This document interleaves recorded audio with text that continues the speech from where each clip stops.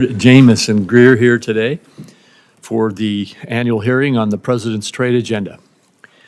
Members and the public have questions and concerns about recent tariff actions, and that's okay. We should think about tariff impacts and ask questions. Thoughtful and respectful debate on these issues is good and is why we call hearings like this one with the U.S. Trade Representative. And again, welcome.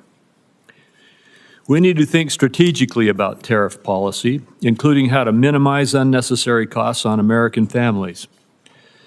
I also recognize that although it is easy to see the costs arising from tariffs, it's also far more difficult to assess the cost of denied market access opportunities. Tariffs can advance American interests in market access. In the first Trump administration, we saw tariffs used to stop France from imposing discriminatory digital service taxes. Tariffs also forced China to discuss the systemic challenges between our two nations.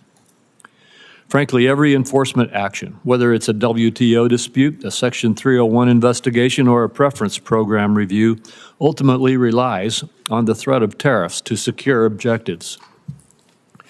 Accordingly, it's important to contextualize the tariffs in the design of the larger policy. The real headline then becomes the fundamental shift in trade policy since President Trump's inauguration, where the United States now actually plans to do trade again. My colleagues and I in Congress want to pursue a real trade policy. That was put on hold during the Biden years. We now have a president who will partner with us in that effort, and together we will enforce our rights, we will negotiate again, and we will expand opportunities for Americans. This administration is not deliberating endlessly over whether trade can be a force for good, like the past administration, which refused to even engage in bipartisan or bilateral market access trade negotiations. Trade today is the centerpiece of our international economic engagement, and we have plenty of substantive trade ideas to discuss. Businesses want certainty from good policies that will continue so that they can invest confidently in prospects that create jobs and wealth.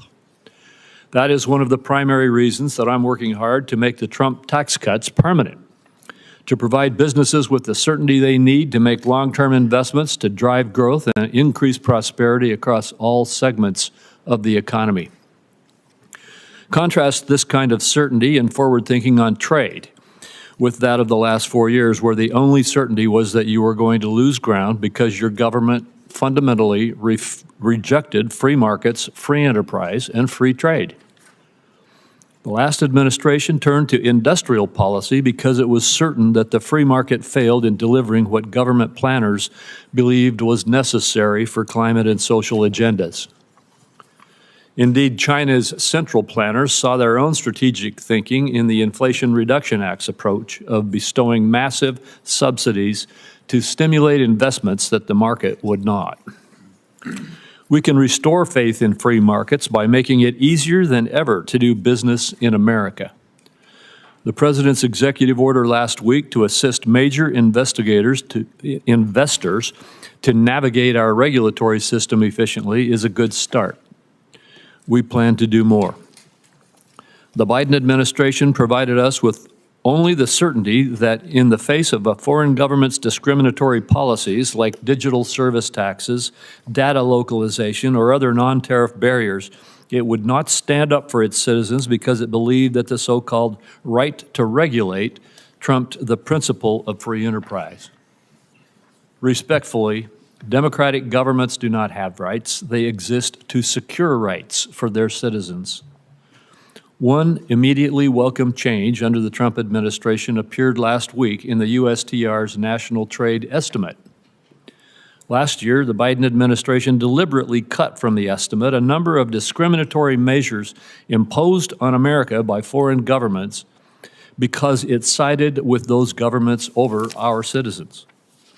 This year's estimate is exhaustive because the administration carefully identified all of the ways that Americans lose out in the global marketplace. Finally, the validity of free trade will be seen again. The last administration did not pursue market access in its negotiations. Instead, it demanded governments to undertake a number of social and environmental commitments, even ones Congress did not approve of domestically. Not surprisingly, our partners did not put their trust in such negotiations. While tariffs inherently may be seen at odds with free trade, we must also acknowledge that many of our trading partners deploy barriers that have gone unchallenged for too long. Free trade, by definition, must be reciprocal. We do not have it if others can impose barriers on us unchallenged. Our failure to enforce our rights over the last 4 years lost a lot of ground for us. This cannot continue because what I am certain about is that American goods and services are innovative, high quality, and globally competitive. Senior administration officials say that a number of countries are coming to the table to engage with the USTR. We look forward to hearing about this engagement and the steps toward better opportunities for Americans. With that, I turn to Senator Wyden for his remarks. Thank you very much, Mr. Chairman. Mr. Chairman and colleagues, today's hearing on the President's trade agenda begins with American retirement funds, investors, and our economy in purgatory thanks to Donald Trump's plan to hike tariffs to levels not seen since before the invention of the automobile. Prices are continuing to increase. Markets for made-in-the-USA products are slamming shut around the world. The U.S. economy has gone from the envy of the world to a laughingstock in less time than it took to finish March Madness. Through it all, Donald Trump and his advisors have yet to provide an understandable explanation. Any explanation for what his tax hike on the American people is supposed to accomplish. And so this morning, I'd like to focus on one central question. What is the plan? In the last week, the White House has been all over the map when it comes to this question. There is no clear message of how the tariffs were determined, what they're supposed to accomplish, how long they'll be in place, whether they're a negotiating tool or a move to try and cut the United States off from global trade and usher in a new era of 1870s-style protectionism. In the days since Donald Trump announced his tariffs, the President and his advisors have repeatedly changed their stories on all of these questions. Last Thursday, Donald Trump said, quote, "The tariffs give us great power to negotiate," just after Secretary Lutnick and a top economic advisor told reporters the tariffs were not up for negotiation. Then the stories changed again on Sunday when the Secretary of Agriculture and the top White House economic advisor, Kevin Hassett, both said Trump's tariffs were bringing foreign countries to the table, hoping to negotiate new deals to cut tariffs. At nearly the same time, the Treasury Secretary was on TV Sunday saying the tariffs would remain in place for, quote, days and weeks. Asked if the tariffs were up for negotiation, the Commerce Secretary said Sunday, "The tariffs are coming." He announced it, and he wasn't kidding. The tariffs are coming. And yesterday in the Oval Office, Donald Trump said there can be permanent tariffs and there can also be negotiations. So again, this morning, what we want to know is what is the plan? The stock market is up a bit this morning on yet another round of rumors that Donald Trump might not go through with his full barrage of tariffs. Yet this weekend, Donald Trump retweeted a post on Truth Social arguing that Trump is crashing our economy and markets on purpose as a strategy to lower interest rates. Is it possible that's the plan? Tank the economy so wealthy people can borrow money more cheaply? We know that billionaires like Howard Lutnick and semi-billionaires like Scott Bessent won't mind paying more for groceries or gas. It's a drop in the bucket for them.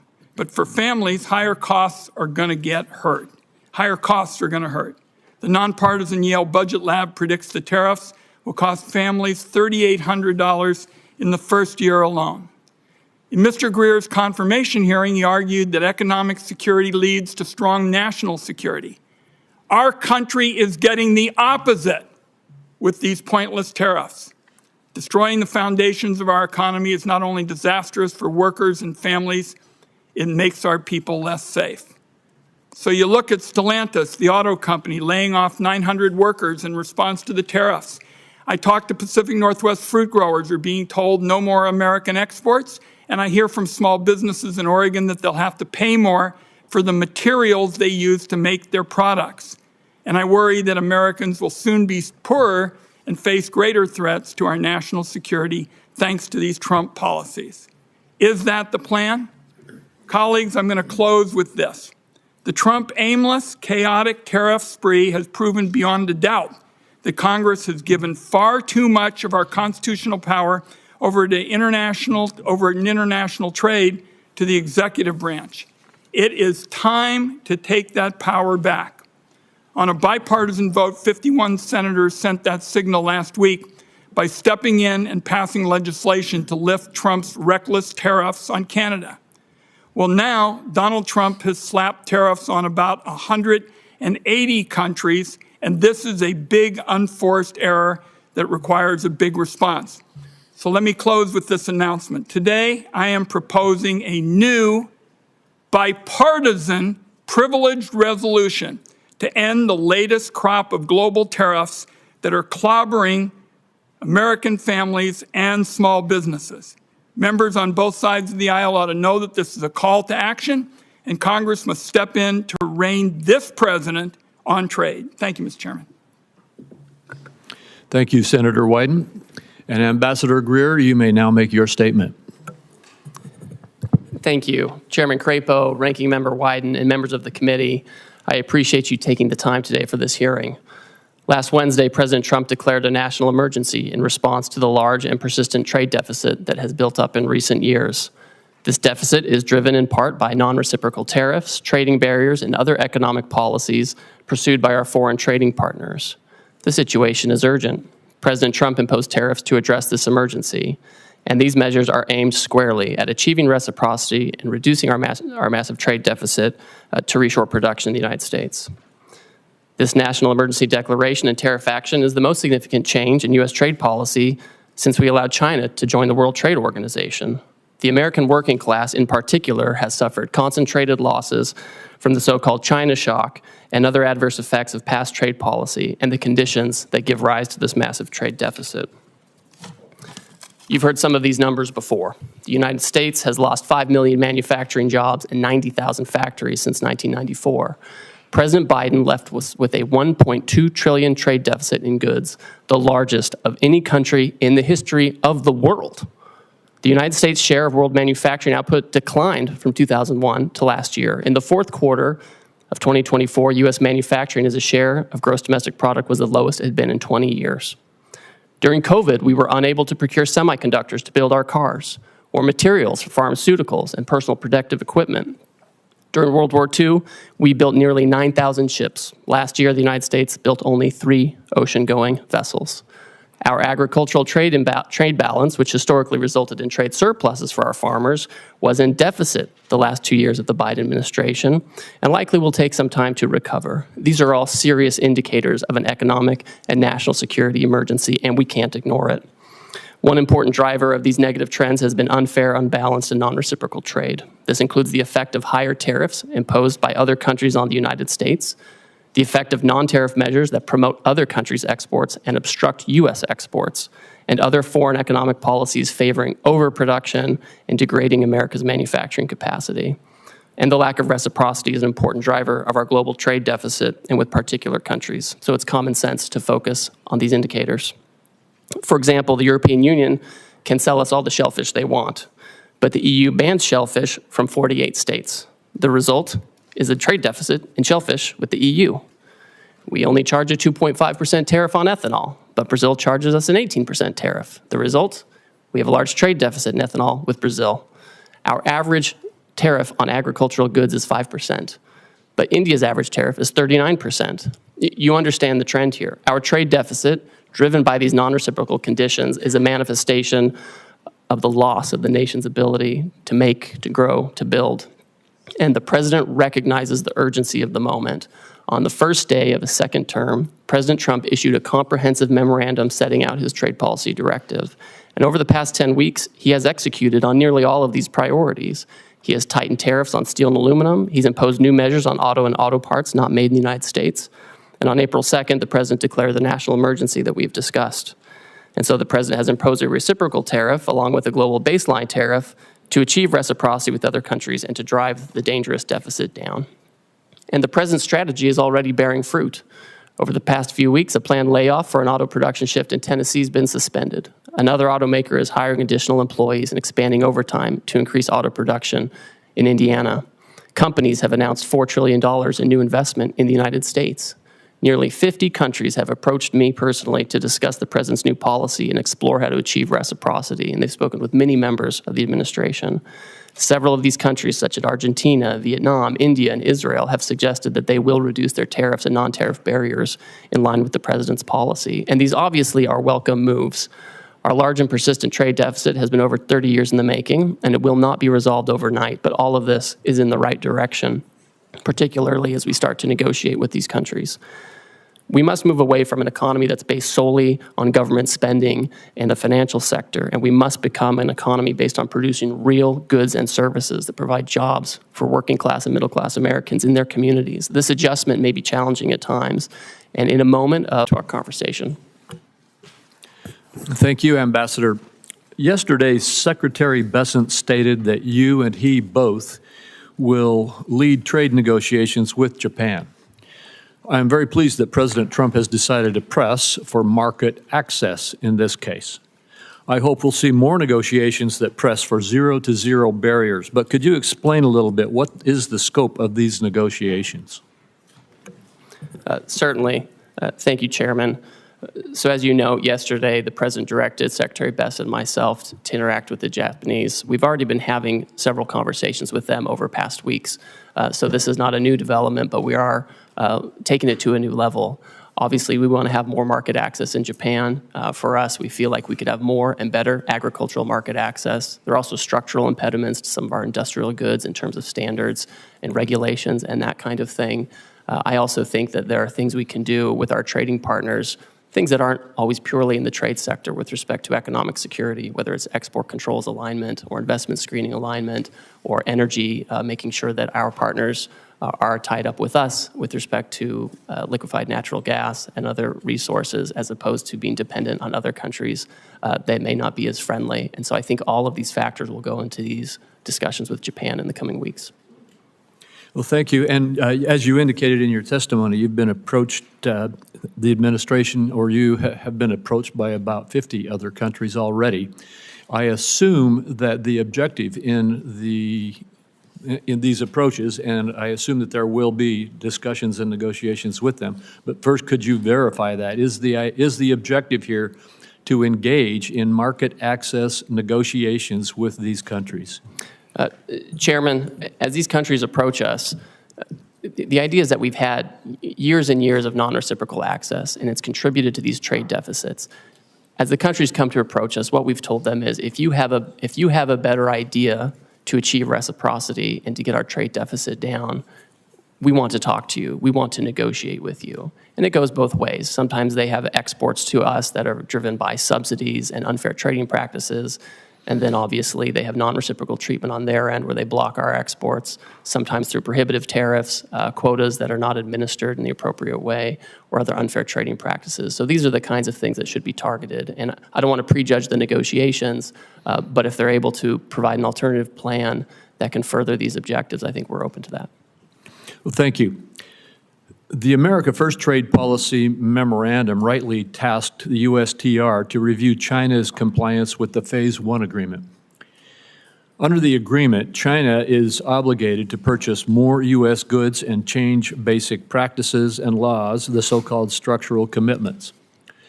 The prior administration refused to discuss whether China complied with its structural commitments. And by the way, these were commitments made in response to tariffs in President Trump's first presidency, correct? That's right. What is your analysis of China's compliance with the structural commitments that it made in Phase 1 so far?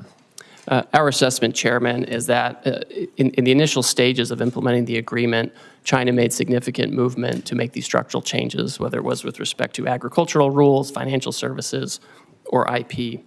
We found during the Biden administration there was little enforcement and little communication, and that the Chinese did not comply with this agreement in large part. I've had a call with my counterpart. I've communicated to him our feeling on this, that they have not complied with the agreement. And I think we're disappointed by this. It's not surprising, but we are certainly disappointed by that.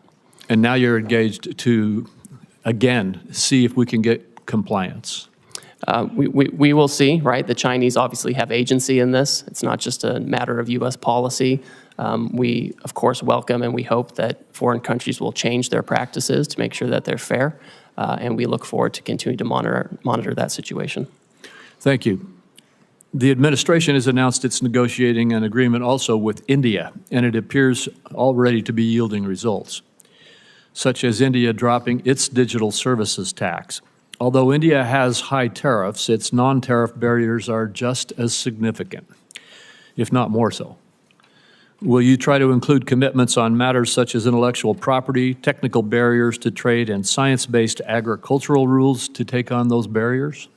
Yes, and I have a standing call with my Indian counterpart to address these very issues.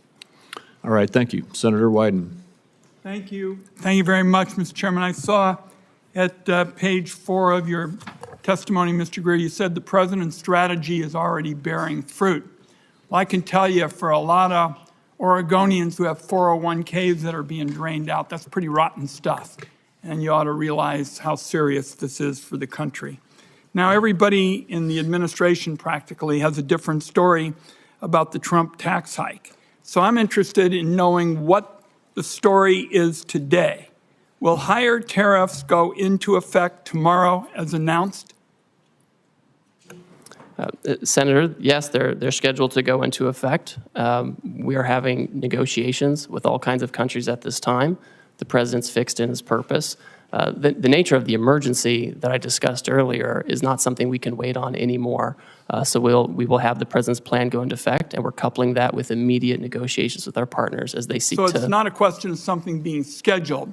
You're committing this morning that they're going to go into effect. This is what the president has said, Senator. For how many yes. countries? I understand it's over 50. That are negotiating with Yes. us. We have about 50 that have come to speak with us, and I'm constantly talking to my counterparts. I have staff right now at USTR meeting with others, and we will have the tariffs in place, and if the other countries can come to an agreement on reciprocal trade, then that's something that the president can consider. I don't want to prejudge the negotiations or the president's decision, but that's what we're doing. Now, you've said you've been negotiating deals. Foreign countries have already retaliated against our farmers and ranchers and small businesses.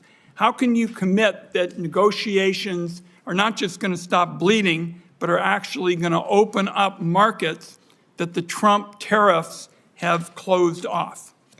So, Senator, we've already had many countries, many of our markets, explain that they are not going to retaliate against the United States. And in fact, Vietnam, for example, they've lowered their tariffs already on cherries. They've lowered them on almonds and apples, things I know are important to the Pacific Northwest. And this is exactly the right direction that we want to go in. I look forward to hearing from you what other kind of market access you want as we enter into these negotiations. What's the status of China? As you know, that's a big market for us in the Pacific Northwest. What's the status of discussions there? I don't see much progress. What I see is it looks like it's going to escalate and escalate some more and hurt our consumers and our small businesses in our part of the world. Well, Senator, unfortunately, China for many years seems to be choosing its own path on market access. Again, they have agency in this. They elected to announce retaliation. Other countries did not. Other countries signaled that they'd like to find a path forward on reciprocity. China has not said that, and we will see where that goes. I think we need to work with our closest friends to make sure that we have trading arrangements that work. And if the Chinese are open, we'll see what. But they haven't signaled that at all. So I don't think that's in the very near term with China. I just am concerned that there's no strategy at all. I'm committed. We understand in the Pacific Northwest what the stakes are. To have a smart, tough strategy. I don't see any strategy at all, and you really haven't said much about what the strategy is this morning. Senator, I appreciate your concern. I want to keep having a conversation with you about this, but I see a distinct difference between those countries who have come to us and they said, we understand your issues, we understand the deficit, we understand your desire for reciprocity, and we want to work with you on this. And the Chinese approach, which has been, we're going to retaliate. We're trying to remedy a situation. We're trying to remedy a situation that's persisted for many years. And it would be wonderful if the Chinese agreed with that and wanted to persist in, work with us on that. But that's not where they are. And the president has recognized this, and he wants to focus on other partners. Let's talk before my time is up about services. The United States is a services powerhouse, from travel and technology to finance and media. Our services industry account for nearly 80% of the U.S. GDP and 8 out of 10 American jobs. Other countries are responding to Trump's global tariffs by retaliating against American services. Can you explain how your tariff actions aren't putting our services exports at risk like so much of your trade policy? Senator and Chairman Crapo mentioned this. We had India already pull down a digital advertising tax that affected some of our most competitive tech companies. We're already in conversations with other countries that if they want to have reciprocal trade with us, that's something that we need to consider as well. And we expect them not to discriminate against our services companies. We have some of the most competitive in the world, I agree with you. And to me, that's part of this calculation. I wrapped up with the services question because it seems to me it's classic Donald Trump. Really good at talking about problems, even saying that there is some reason to go forward, identifying a problem, but pretty damn bad at fixing them. And there's going to be a whole lot of collateral damage in the process if you all continue with these trade policies in services and in other areas. Thank you, Mr. Chairman. Thank you, Senator Cornyn. Ambassador Greer, well, thank you for being here today. I know there's been a lot of discussion about tariffs, but would you just briefly discuss non-tariff barriers to trade? In other words, the barriers that countries put up to deny market access from U.S. exports into those countries that aren't tariffs per se. Yes, thank you, Senator. I have here in my hand a book that's become very popular in recent days. This is the National Trade Estimate on Foreign Trade Barriers, and the Office of the United States Trade Representative puts this together with input from civil society, unions, industry, business, small business, and this is 400 pages of all the non-tariff barriers that you're talking about. Just a few examples. India, huge trading partner, they restrict imports of ethanol for fuel use by using restrictive import licenses.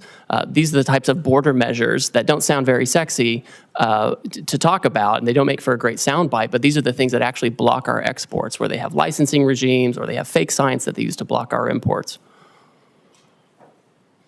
Lynn, just one example that seems to me to make the point is that our friends in Australia basically have put up barriers to the export of beef from the United States. My state, Texas, happens to produce a lot of beef cattle, and Australia basically denies access to its huge market, but not as a result of tariffs so much as non-tariff barriers to trade. Could you speak to that? Yes, Senator, and it's always surprising because we have a free trade agreement with Australia, and we would expect that we would have fair and reciprocal trade. Last year, I think we imported about $3 billion worth of Australian beef, and we exported $0 of American beef to Australia. And it's not just beef. Australia also blocks on specious, fake science grounds, the export of fresh and frozen U.S. pork. So it's incredible that they do this. We have zero exports of the fresh and frozen U.S. pork to Australia. I find it interesting that people express surprise at President Trump's policies when he's been talking about these policies for, best I can tell, for decades, and how unfair trading arrangements are between various countries. And indeed, some of these unfair trading practices have resulted in the deindustrialization of America. We've exported manufacturing to Asia, and particularly China and other countries, that now appear to be willing to hold us hostage to those supply chains. A few years ago, we passed the CHIPS and Science Act. We worked with Secretary Pompeo, Secretary Ross during President Trump's first administration and later was signed by President Biden, but to bring advanced semiconductor manufacturing back on shore because we recognized that the vulnerability that existed if there was another pandemic, there's a natural disaster, or heaven forbid, a military conflict break out in Asia, we wouldn't have access to these advanced semiconductors that run everything from your cell phone to the avionics on an F-35 Joint Strike Fighter. But China has basically held us hostage and continues to use some of these vulnerabilities to our detriment. For example, critical mineral processing. Would you speak to the vulnerability that exists as a result of China basically processing 90% of the critical minerals in the world that are essential for our daily lives? Yes, Senator, and that figure is always one that gives me great concern, the 90% of the processing. We do have critical minerals in the United States. We have lithium here. We have other critical minerals here. And a lot of it is that China has centralized the processing of minerals, right? We have in the Western Hemisphere, in Bolivia, in Chile, we have all kinds of critical minerals, and that's in our hemisphere. But they get sent to China, they're processed, and they come here, and then if China wants to exercise economic coercion or other practices, they do have a stranglehold on these kinds of things. That's a very dangerous situation to be in. I mean, this is part of the urgency of what we're talking about. And I think as the Trump administration certainly takes action on trade, but also takes action on the environmental side and permitting and regulation, that's an area where we can actually have more of that activity here in the United States, or we can work with our trading partners to try to incentivize production there as well. Thank you very much. Thank you. Senator Bennett. Chair, thank you, Mr. Chairman. Ambassador, it's good to see you again. Could you talk a little bit about the relationship of the tariffs that you have put on and rising prices for the American people? What is it the American people should expect to be able to suffer as a result in terms of rising prices? I understand your position is that the long-term gain is worth the short-term pain, but what is that short-term pain going to look like? So, Senator, I think we can look at, I think we should look at history and data for this. You know, it's hard to project what's going to happen with prices, but we know in the first Trump term, the president imposed historic tariffs on China on an enormous amount of goods coming from China. And during that time, inflation went down by 0.1%. During the Biden administration, the historic inflation was not on imported goods or related to tariffs that President Biden put in place. It was related to, frankly, services, healthcare, education, et cetera. So I think there's not really a one-to-one on tariffs and price effects, and so many things go into price. I know you think I'm probably like dodging and weaving on this, but I'm looking at data, sir, yeah, and the data shows it's not one-to-one. I know you're smart enough to know that the likelihood is that prices are going to go up for the American people as a result of the tariffs that you put in place. Do you disagree with that? Oh, I mean, when you say that the American, in your testimony, that you expect the American people will bear the burden, or that, and I'm sure they will bear any burden on some level. But what do you think that burden is actually going to look like? Well, I think the challenges, frankly, are going to be more for companies that are largely dependent on imports from China and Asia, where they have to adjust their supply chains in a quick set of time. Yeah. And the way the tariffs get allocated between the foreign, the foreign producer and the importer, that's where the majority of and adjustment we have a bunch comes. of those companies in Colorado, and I know that Osprey Packs, for example, they probably don't want me to mention them, but I will. And in Southwest Colorado would be a very good example of that. I mean, they are very dependent on the supply chain from Vietnam, and they probably are really worried today about what's going to happen, which a lot of people are. I mean, I think one of the things about the situation we find ourselves in is the degree to which we've now created huge uncertainty in our economy, and I'm worried that that is going to result in a lack of investment, capital investment. You mentioned some new investments that have been made in our economy, but I think that anybody who knows anything about the economy knows that uncertainty results in people freezing up, a paralysis, a lack of investment, which is going to make it hard for our economy and may actually provoke a recession. Could you comment on your concerns about that and how you're thinking about that? And I have one more question before I'm out of time. So Senator, the best way to have certainty is to build in the United States, right? That's the best way to have certainty. But that's going to take a long, long time. And what's going to happen in the meantime, do you think? So, Senator, we have, I would say, dilly-dallied for years on this issue. We've done these, broad studies, which are interesting and helpful that we saw come out of the Biden administration. Right. But we have to act. I can't sit for 3 years and try to fine-tune something. I hear you. I hear you it's an say emergency. that. But you could have made a different choice, which was to strategically target a geography, to strategically target Beijing, strategically target certain industries where, all industries in America weren't affected at the same time.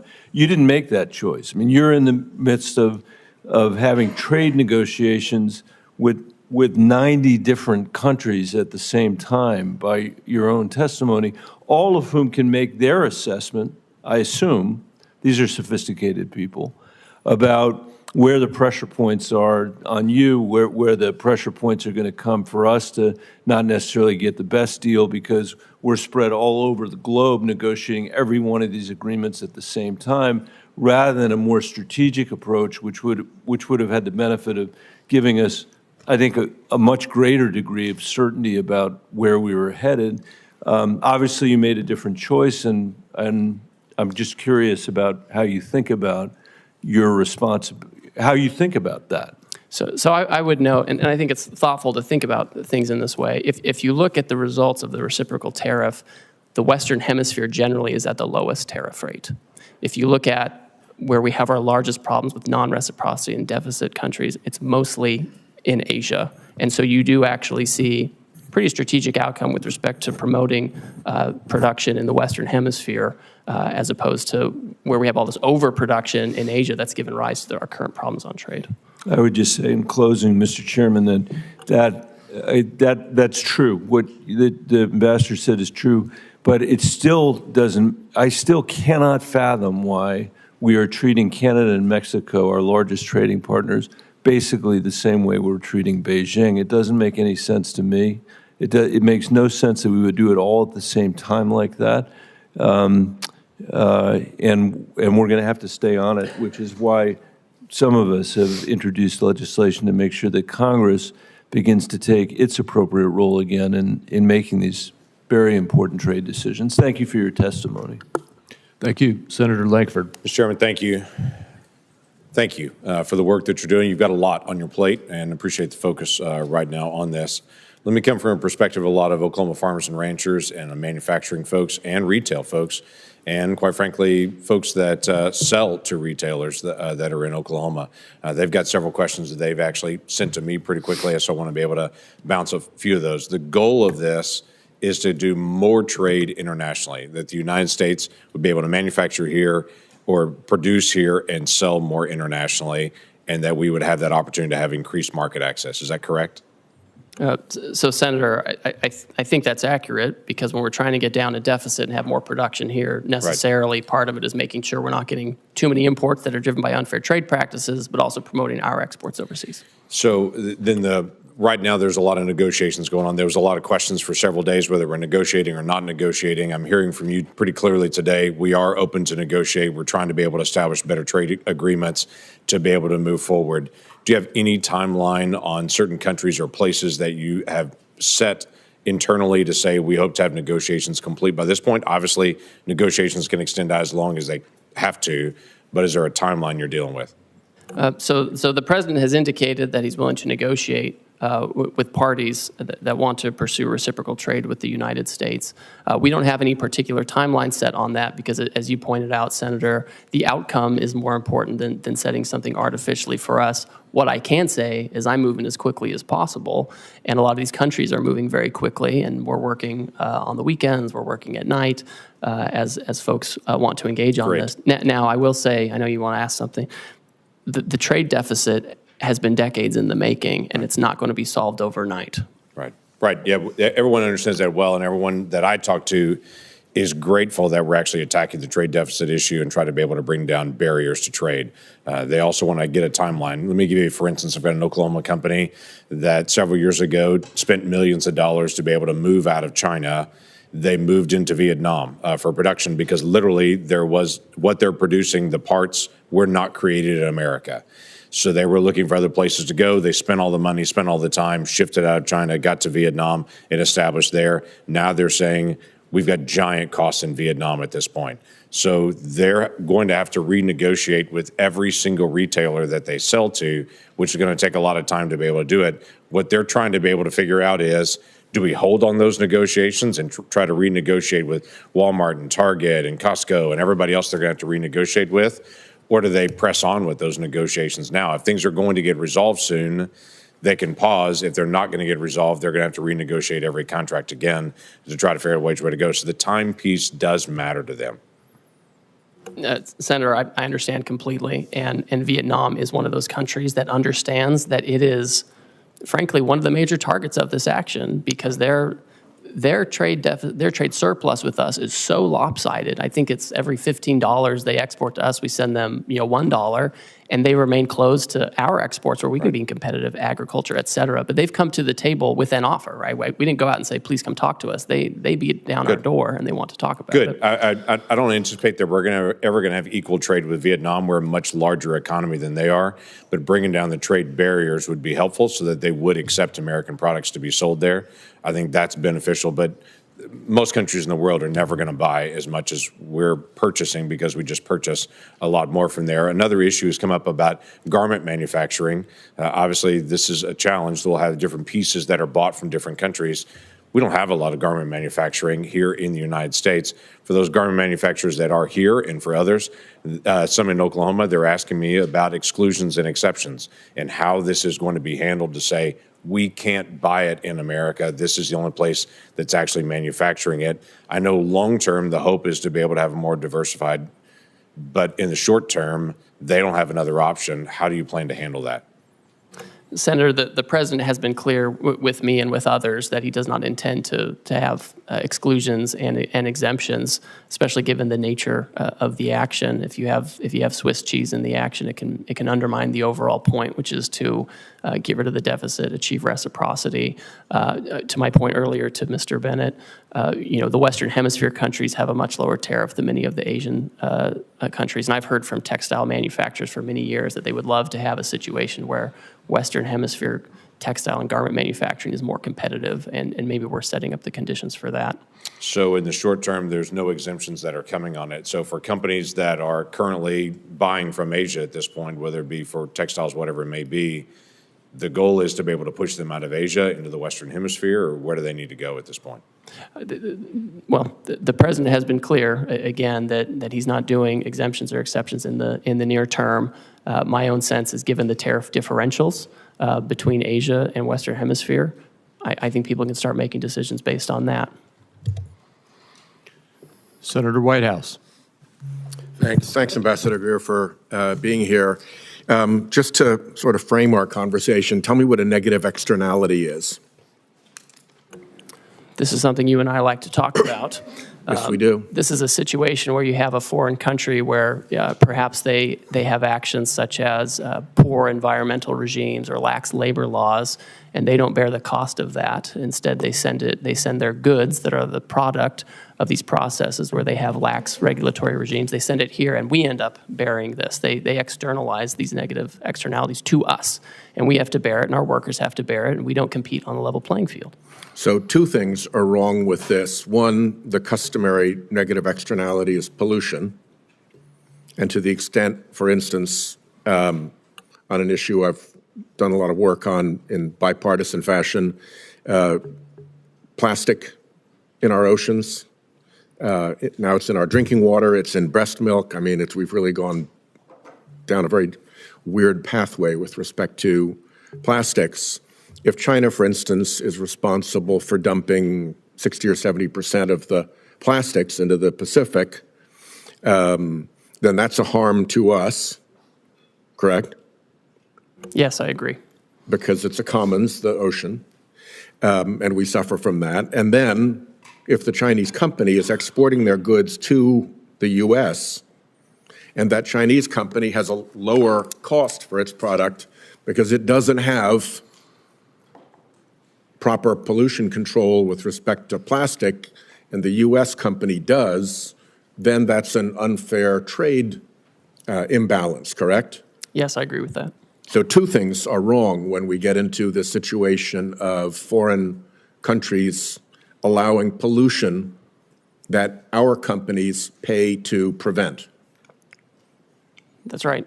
And that's an appropriate place for tariffs to be deployed to offset that trade imbalance and help protect the commons from this particular tragedy, correct? I think trade action can be appropriate, and when the president announced his reciprocal tariff regime last Wednesday, he specifically referred to pollution by other countries in his speech. You may not have listened to it, but you may want to go back and listen to that part, because that's very true, and I agree with you. Well, it might be the only place in which the administration shows the slightest interest in pollution, so good for that.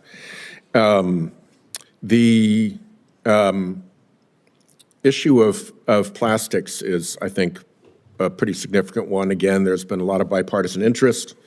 I even went up to the Oval Office during Trump 1 to have one of my bills signed by the president, and he gave a very animated riff on Asian countries polluting our beautiful oceans and how it comes ashore very often in Alaska by the ton along their beaches. So I hope this is an area we can continue to work together. And in particular, I hope that you'll sit down with me and Senator Cassidy on legislation that we are working on. Will you give us that meeting? Senator, I'll take any meeting with you that you would like to talk about this issue. And Great. I'd like to Well, also we'll let you... sit down with Senator Cassidy's team and have a conversation there. The other thing I wanted to flag for you is that you pretty well successfully deflected all of Senator Bennett's questions about what the immediate impact looks like in the short-term pain for the long-term gain. I just want to flag for you one issue that is very important to me. Rhode Island is a small business state, right? We don't have a whole lot of big mega corporations there who can balance things and move things around. Canada is our largest trading partner. We have companies who fill an important niche in the global supply chain, and particularly in American companies' supply chains, because they get something from Canada, or let's say China, could be, but Canada's our major trading partner, and they process that thing, and then they put it into the supply chain for the larger corporate entities. That's their business. That's all they've got.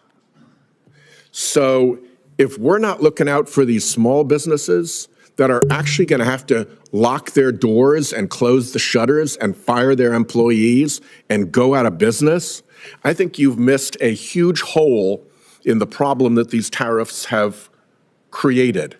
If all you're listening to is the big mega corporations who can move things around the world and have the resources to dodge these effects, you're not getting the straight story. I think in every one of our states, there are going to be small businesses that occupy a niche in which trade is an important factor and that are going to go bust because of these tariffs. And I urge you to look out for those businesses because I don't think they're getting their voices heard at all. So, Senator, I've talked to you about this. I've talked to Senator Hassan about this and others. One thing I asked my team to do last week was to convene a meeting of I have a trade advisory council for small business. I've asked them to convene that meeting. I've connected with the Small Business Administration. They have an international trade desk there. I have an office that also deals with small business because I do want to hear it. I think it's important that we hear it because they don't have the same voices in Washington. I will say right now, Canada and Mexico, things coming from Canada and Mexico that comply with the United States-Mexico-Canada agreement come in duty-free. They continue to do so if they follow the rules. If they don't follow the rules and are trying to put in Chinese stuff, that's going to be tariffed. But if they follow the rules, they're going to be getting the duty-free treatment they're due. Well, a small business that has gone broke is not very amenable to a meeting. They don't exist any longer. Senator Hassan. Thank you, Mr. Chair and Ranking Member. Good morning, Ambassador Greer. Thank you for being here. Before I start with a couple of additional questions about the impact of these tariffs. I want to associate myself with Senator Whitehouse's comments just now about the impact on our small businesses, particularly those who are critical parts of supply chains for some of our larger corporations in the country. As you know, Canada is our biggest trading partner too, and we are already seeing the impact of these tariffs with our small businesses, especially in our tourism industry, which is being decimated because Canadians are not coming down to New Hampshire the way they usually do. Let me ask you about a couple of other things. President Trump's tariffs have made almost everything that families buy more expensive. The president imposed a 10% national sales tax on all imports into our country and an even higher sales tax on imports from more than 50 countries, including our allies like Canada. This is the largest tax increase in over half a century, and it's going to cost the average American family $3,800 a year. Their morning cup of coffee will cost more, so will new shoes for their kids, and so will fresh fruit. So my question to you, Ambassador, is how much revenue from the president's national sales tax will be used to give tax breaks to billionaires? So, Senator, as you know, any kind of tariff revenue that comes in to the United States government, it goes to the Treasury, and Congress will decide what happens to that money. Obviously, the president wants to have a very competitive tax policy that's good for everybody. That was part of why he had such a successful economy in the first term, is he married trade action with good tax policy to have $7,000 an increase in real wages over that time. Well, That's what we're looking for. let's be really clear. The president, besides the contradictions in the way he talks about the purpose of his tariffs, the president's made very clear that he sees tariffs as a way of increasing revenue. At the same time, he's working with the majority in Congress to give additional tax breaks to the wealthiest people in the country at the expense of working people who are going to be paying more for everyday goods they absolutely have to pay, goods they were hoping were going to cost less, given the president's campaign promises. But of course, he isn't keeping to those campaign promises as prices continue to go up. Now, the president's national sales tax is increasing prices for families. It's also causing huge losses in Americans' retirement savings. Ambassador Greer, would the administration reverse course if the president's tariffs led to 10% inflation? Senator, the president is fixed in his purpose. This trade deficit and the offshoring and loss of manufacturing jobs is something that's persisted for too long, and it's dangerous. I understand your justification for the policy, even though there are some very contradictory justifications coming out of the administration. But my question is, what's the inflation rate where you guys would reverse course? 10% inflation that I just asked you about, that is higher inflation than we saw at the peak of the COVID economic crisis. But you aren't going to say here today that you would reverse course even if you created inflation as high as we had at the peak of the COVID economic crisis. I think the most serious inflation we saw was during the Biden administration. When we did tariffs in the first term, inflation went down. I just don't. It's not going to be a one-to-one. Inflation about how much money you're putting into the supply. Well, it's not about let's just be tariffs really on clear products. that the Trump administration is here today to say that even if inflation hits Americans' pocketbooks at 10% because of these tariffs, then the Trump administration is still going to go charging ahead. So, Ambassador, would the administration reverse course if the president's tariffs caused a 50% stock market crash, which would hurt Americans' retirement savings even more than they've been hurt in the last 10 days or so? Senator, the fundamentals of the economy are so strong. We had 228,000 jobs last month. We have 9,000 additional manufacturing jobs from the month before. Your answer is even if the stock market crashes 50%, which is how much the stock market crashed in the Great Recession, you're not going to say here today that you would reverse course even if you crash the stock market and harm retirement savings as drastically as happened during the Great Recession in 2007. Senator, your hypotheticals are not consistent with the history we have seen with the use of tariffs. My hypotheticals are based on the fact that a lot of Americans are looking at their 401ks today and wondering how much of a lifestyle change they are going to have, or whether they're going to be able to retire when they plan to, because of the recklessness and haphazard nature of the Trump administration's imposition of tariffs. Nothing was thought out about this. This has been a haphazard, incompetent effort, and it's showing. Thank you, Mr. Chair. Thank you. Senator Cassidy. Hi, Mr. Greer. Thank you for being here. When I speak to my rice people and my shrimp people back home, they say that the tariff barriers and the subsidies by other countries for those products are so much that it is putting some of our shrimpers and some of our rice people either out of business or in incredible financial binds. And so the fact that the president is attempting to address these as well as the non-tariff trade barriers is incredibly important. Let me first say that. But I'll also hear from my producers that the mean tariff being selected to apply to a country may not account that for rice, for example, the tariff is much higher for that particular product, and that it is not adequate to address that which is taking place. Any thoughts on that, and how can we have something more particular for products which are really over tariffed? Yes, thank you. And I appreciate that concern, and the tariff rate applied to many of these countries, again, was a countrywide rate. It wasn't product specific. My sense is if countries come to us and they expect to have some kind of a different plan, they will need to change these things, right? And they will have specific products, specific barriers that they would have to address. Right, or else, the president, again, he's fixed his purpose. He wants to see production back here. He wants to see our agriculture producers doing well. And these countries just have to have reciprocal trade with us. And that means taking care of the types of barriers and tariff rates you're talking about. So it sounds like you, one of the things I think they want to know is that since shrimp might be a relatively small part of trades with some of these countries, that the interests of, for example, shrimp will not be sacrificed in part of a greater whole. No, I think, and I saw a really interesting article today in the New York Times on shrimp. You may have seen that, where the tariffs have actually given a bit of a lifeline to these shrimpers. And I think that if there's going to be any kind of change to any of this, and I'm not going to prejudge that, we have to make sure that our industries are protected adequately, so we don't go backwards with the deficit. Let me ask, in the President's America First trading policy, there's several sections relating to free trade agreements and how they will be evaluated. Senator Bennett and I are working on an America's Act, which would be a hemispheric trade policy, which would have several purposes. One, to strengthen those ties. Secondly, to keep the Chinese from making the incursions that they are absolutely making throughout the hemisphere. Some are calling the Caribbean a Chinese lake. And so this would allow us to push back upon that.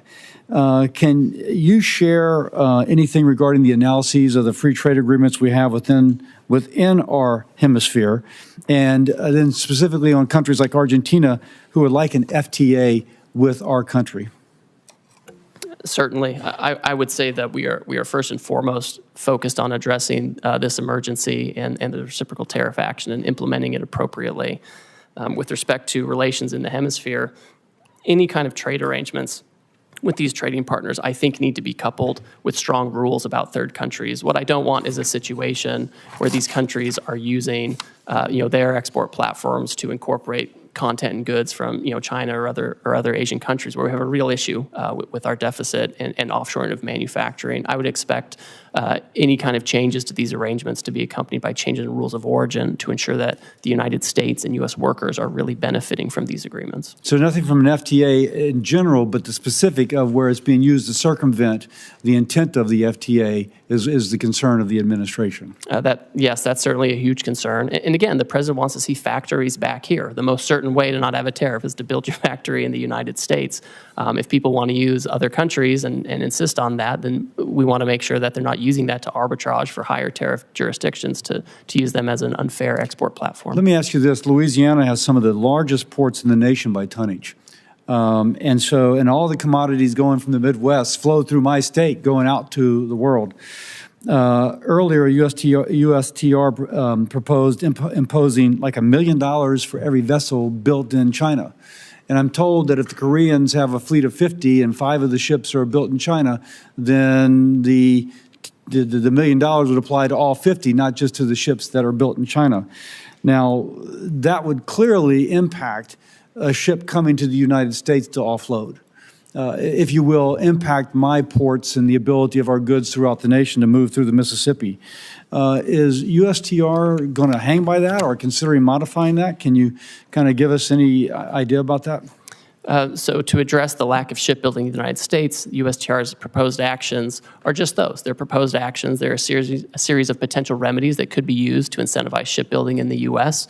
They're not all going to be implemented. They're not all going to be stacked. We've asked for a lot of input, and we've had a hearing on that. We've collected comments. We've reviewed it. I've met personally with certain stakeholders during that time period, and I think the President will look very carefully to make sure that we have the right amount of time and the right incentives to create shipbuilding here without impacting our commodity exports. Okay, thank you. I yield. Senator Cortez Masto. Thank you, Mr. Chairman. Ambassador, as USTR's Chief of Staff in the first Trump administration, you oversaw the negotiation of the U.S.-Mexico-Canada agreement, the USMCA, and the renegotiation of the Korea-U.S. Free Trade Agreement, the KORUS.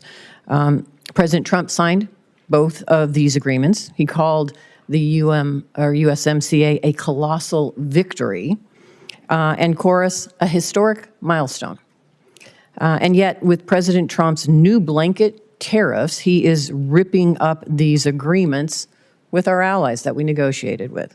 Why would any country want to do business with us, much less negotiate a trade deal, if we don't even honor our ongoing agreements? So, Senator, we are the consumer of last resort. These countries have to sell here. They have, many of them, especially in Asia, have built their entire economies around exporting to us. They're very dependent on it, and that's part of why we have this huge trade deficit.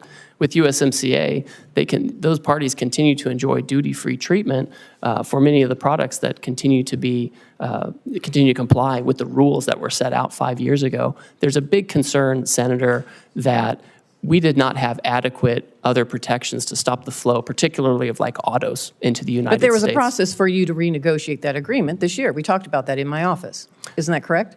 That's correct. And it wasn't to do these blanket tariffs, correct? What we have to address is an emergency, Senator. That's true. And you should be honest. At least as you sit here, as you were in my office, be intellectually honest. Now, let me just ask this, because this is also true, and I so appreciate my Senator Lankford asking this. Time matters.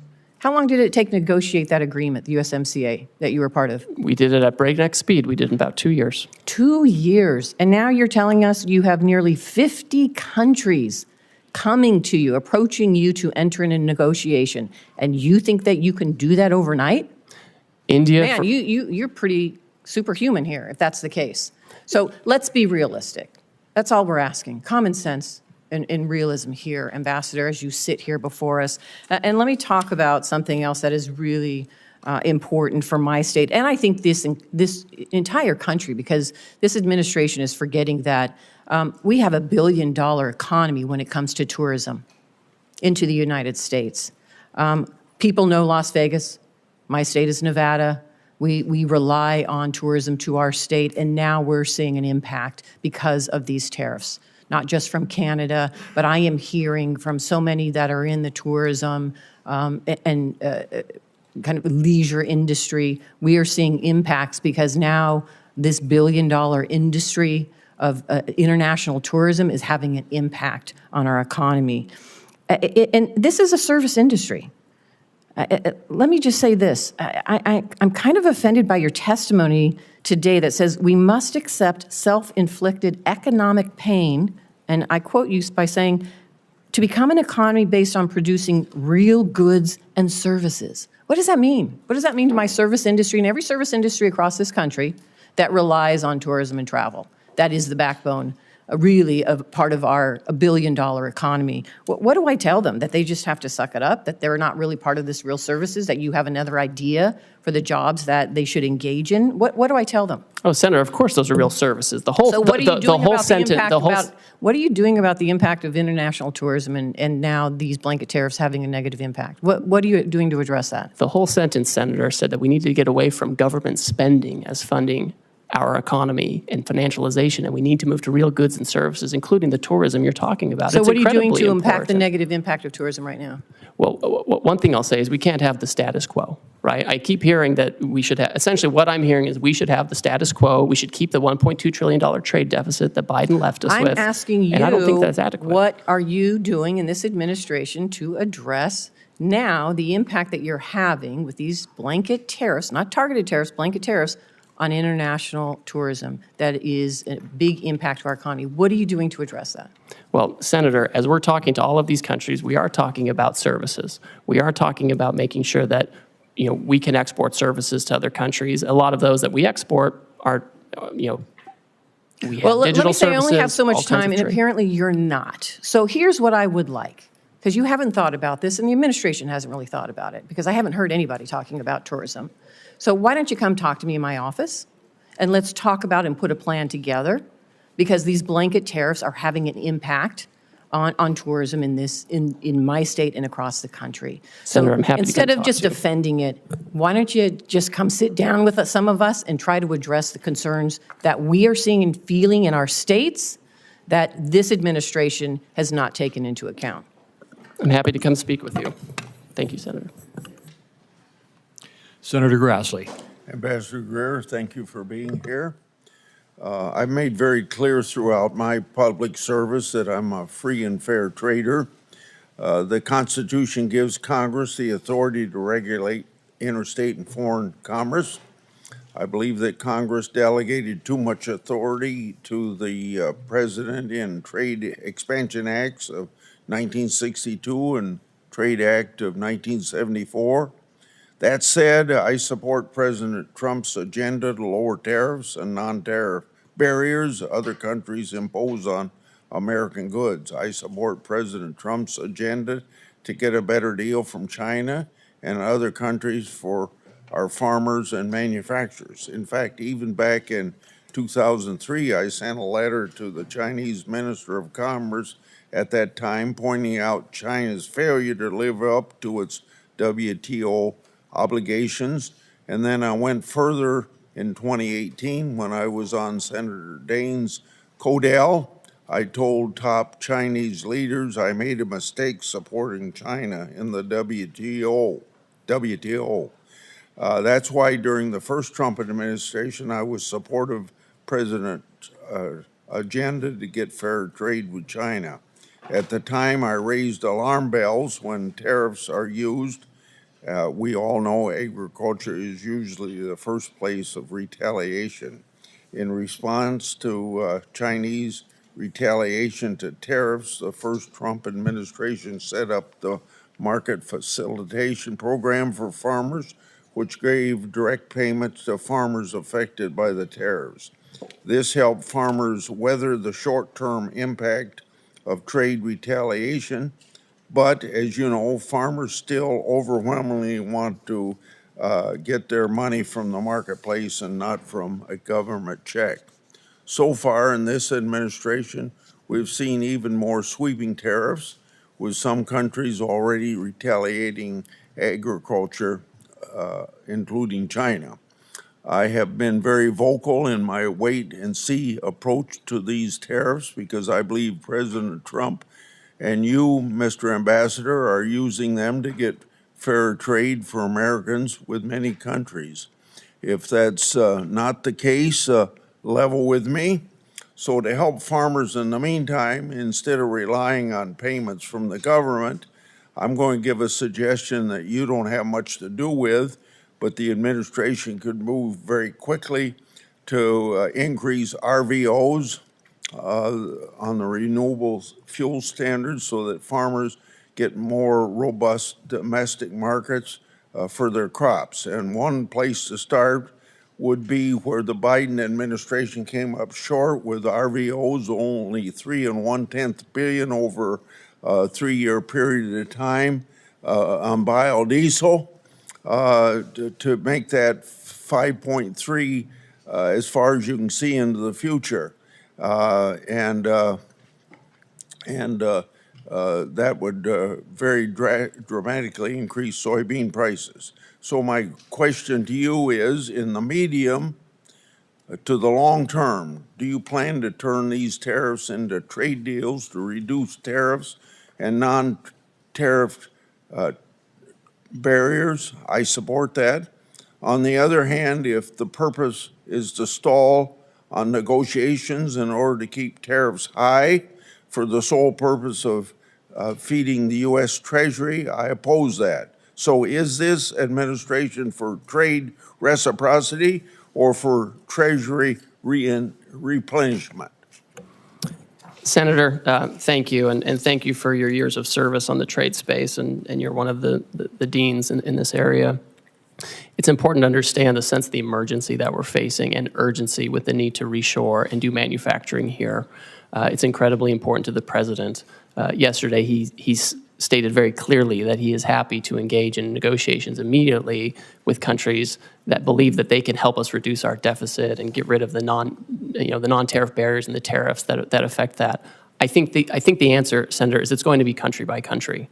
There are going to be some countries where they're not able to address their non-tariff barriers or their tariffs or the deficit fully, and there will be others who I think will be able to do that, and where the president will have the option of making a deal with them. So we're certainly seeking reciprocity. Now, if we have the tariff on a country, there's obviously going to be a revenue effect, but we need to reshore manufacturing, we need to get rid of our agricultural deficit, and we need to make sure that if countries are going to trade with us, it has to be on a reciprocal basis. Senator Cantwell.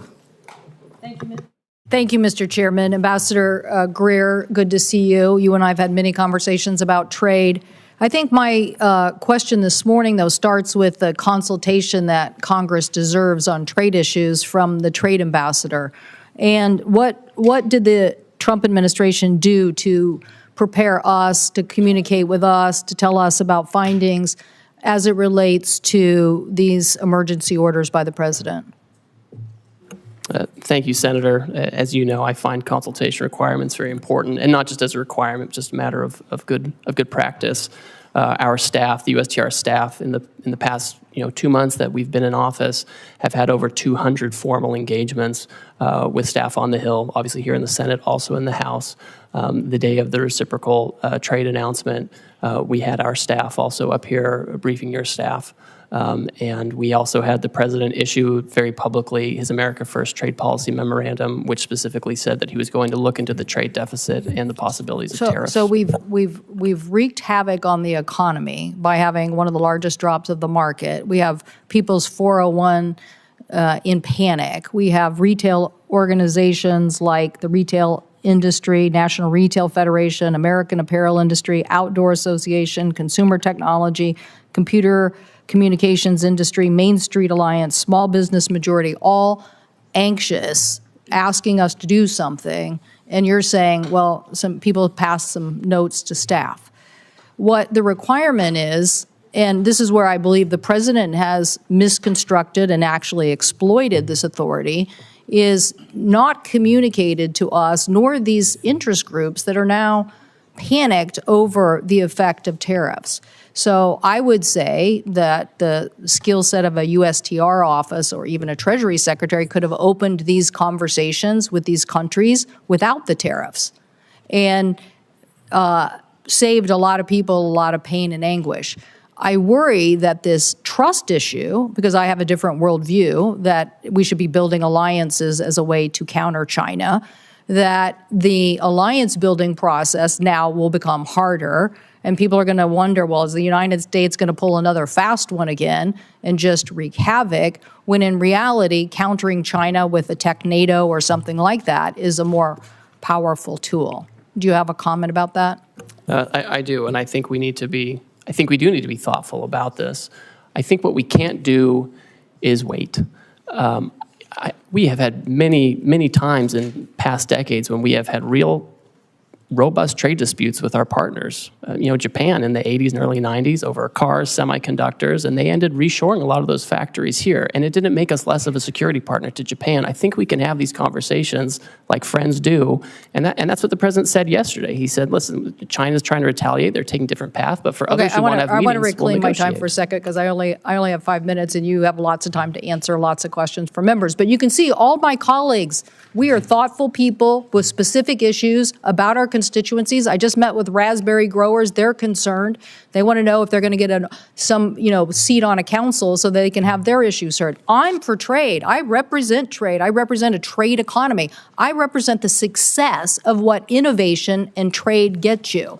But you're coming here this morning with this not only tanking of the market and 401s, now you're coming here telling me that tariff is the tool. And I'm telling you innovation is the tool. You're telling us in your testimony you want a tariff on semiconductors. I'm saying that the last administration and this organization here passed the CHIPS and Science Act so we could reshore semiconductors here in the United States. So you're not going to win the innovation economy by tariffing semiconductors and reshoring that. I don't know what you think. I'm not trying to get the semiconductor. I want to lead on next generation semiconductor manufacturing because I'm pretty sure I'm sitting next to the Intel ranking member here who's going to tell me if we don't lead on semiconductor manufacturing and semiconductor next generation technology, then we're not going to be leading in defense or in AI or in anything. So I want to innovate my way to that future, and I want to use the alliance power of different countries to force China and other people to follow us instead of this berating of the American consumer who has to pay the price for this policy. Senator, TSMC has announced a new announcement where they're going to have more investment here in the United States so they can make those things here and have that innovation. Thank you, the people who voted for the CHIPS and Science Act in the past administration. Thank you for that. We are going to lead on innovation despite this administration. Senator Warner. Well, Ambassador Greer, it's good to see you. And let me, first of all, completely agree with Senator Cantwell. I mean, I just don't get it. The fact on semiconductors, while you gave a small exemption, you didn't exempt GPUs, you didn't exempt lithography equipment, you put a huge hit on Taiwan, where we need collaboration with the TSMC. I'm baffled. I mean, you're gonna hear from me what I'm sure you're hearing from most of us. Incredulous about, I think, probably the worst economic policies that I've seen in my lifetime. And the data reflects that. A global tariff of 10 to 50%, on almost every worldwide country. Although, I will note from my Republican colleagues, you'll be probably glad to know that Russia didn't get a tariff increase. I believe that when all these global tariffs go into effect, I think most of them as of midnight tonight, tariff rate will be approximately 23%, highest since 1909. I believe that'll translate into the largest tax increase since 1968. We've seen the numbers of about $4,000 per family cost. Since Inauguration Day, more than $11 trillion has vanished from the market. And I will acknowledge that we got a little blip today, but I just talked to one of the senior folks in Wall Street, and he described today's market as a good day in hospice. I wouldn't use his name because, there are no good days in hospice, but that's kind of how I feel. And again, I know you guys are supposed to know more than all of Wall Street, but when every firm says, we're going to see increased chance of recession, and I've met you, Ambassador Greer. I think you're a smart guy, but I don't think just because this is the way Donald Trump wants the world to be for the last 40 years that he can simply will it into happening. In my state, the Port of Virginia accounts for $124 billion in trade. That amounts to about 500,000 jobs. Those are all up for grabs now. We got 800,000 small businesses in Virginia. These tariffs are going to wallop them. I had last week a guy in from a local brewery in Alexandria. The owner's name is Bill. He's got a triple whammy. He gets his Pilsner from Canada. He gets his bottle caps from Mexico. He gets his kegs from Germany. So already, even in advance of these all kicking in at midnight tonight, he's laid off 10% of his staff. Even if the president flips on all this, he's not bringing folks back. I mean, candidly, I had another guy in from who makes bourbon and sells a lot to Canada. He thinks it'll be a cold day in hell before the Canadians start buying American bourbon again, simply because our trust relationship has been broken. So I guess the first question I want to give, I'm trying to figure out what would be a question that maybe folks haven't asked. Let me ask you on this one. Australia is one of our strongest allies. We have the AUKUS relationship, which is key to their national security. It's key to our industrial base, so we can continue to build subs. Terribly important. Interesting thing with Australia is we have a free trade agreement with Australia. We don't have tariffs. We even have one of the few industrial countries, we have a trade surplus with Australia. So Ambassador Greer, can you explain to me how it helps America's national security or our trading balance when we have, and I loved your fancy Greek formula, which was basically bad math on steroids formula, how with the trade surplus, with this strong relationship, Australia got hit with a 10% tariff as well? Senator, Australia has the lowest rate available under the new program. They ban imports of American beef and pork. Ambassador, excuse me. There is a trade. We already have a free trade agreement. We have a trade surplus. So getting the least bad, why did they get whacked in the first place? We're addressing the $1.2 trillion deficit, the largest in human history that President Biden left us with. We should be running up the score in Australia. Ambassador Greer, answer the question on Australia. They ban our beef and pork. We have a trade surplus with Australia. We have a free trade agreement. Why? They are an incredibly important national security partner. Why were they whacked with a tariff? Senator, despite the agreement, they ban our beef, they ban our pork. They're getting ready to impose measures on our digital companies. It's incredible. With your Greek letter formula, the fact that we have a trade surplus. We have a global tariff on everyone. We're trying to address the $1.2 trillion deficit that Biden left us with. I think that answer, sir, you're a much smarter person than that answer. The idea that we are going to whack friend and foe alike, and particularly friends, with this level is both, I think, insulting the Australians, undermines our national security, and frankly makes us not a good partner going forward. The lack of trust from friends and allies based upon this ridiculous policy that goes into full effect at midnight tonight is extraordinary. I go back to what the market believers believe today is happening. A good day in hospice. I'm afraid if we keep these tariffs in effect, we're looking like an economy that will be in hospice. Thank you, Mr. Chairman. Senator Daines. Mr. Chairman, thank you. Ambassador Greer, welcome to Capitol Hill. I share the President's determination to end these unfair trade practices, whether they are tariffs or non-tariff barriers.